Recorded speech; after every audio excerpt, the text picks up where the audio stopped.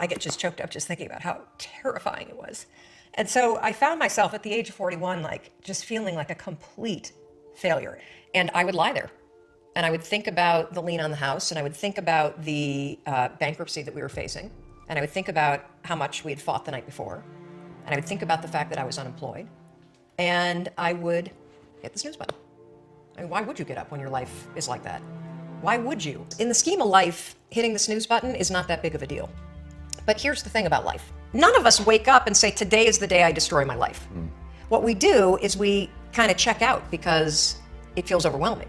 Or we check out because we're afraid. Or we check out because we start listening to self-doubt. And then we make these teeny tiny decisions all day long. We don't even realize it.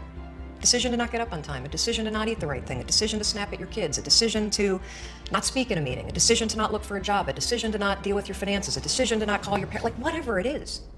All day long, these tiny decisions that take you so far off track.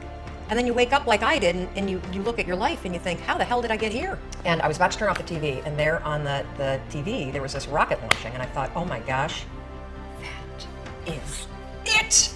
I am gonna launch myself out of bed like a rocket ship, like NASA right here had launched me out of that bed. And I'm gonna move so fast that I don't think. I'm gonna beat my brain. The next morning, the alarm goes off, and I pretended NASA was there.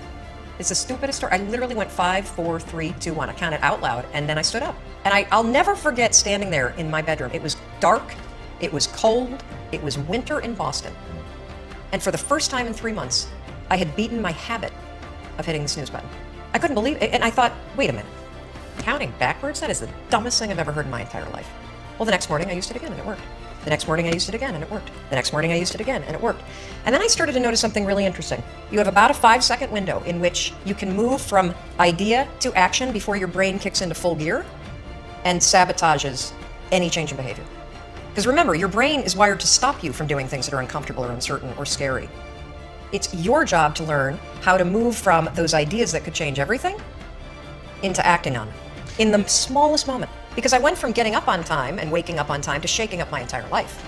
Because when you understand the power of a 5-second decision, and you understand that you always have a choice to go from autopilot to decision maker, everything in your life will change. You will be a different negotiator, you will be different in sales, you will be unstoppable in the gym, because you will realize the amount of garbage that you put in the way of your hopes, of your dreams, of your potential, of your confidence, of your courage. Everything comes down to the decisions that you make. We all know what to do. None of us know how to make ourselves do it. So the single most profound use of the 5-second rule is mind control. You can actually use one stupid little trick to push yourself to grab it. I wanted to change my life. And I think most people that are miserable or that are really like dying to be great and dying to have more, we want to change. We want to live a better life. We want to create more for our families. We want to be happier. The desire is there. It's your job to push yourself. There are tricks that you can use that actually outsmart the tricks your brain plays on you. You can outsmart your own brain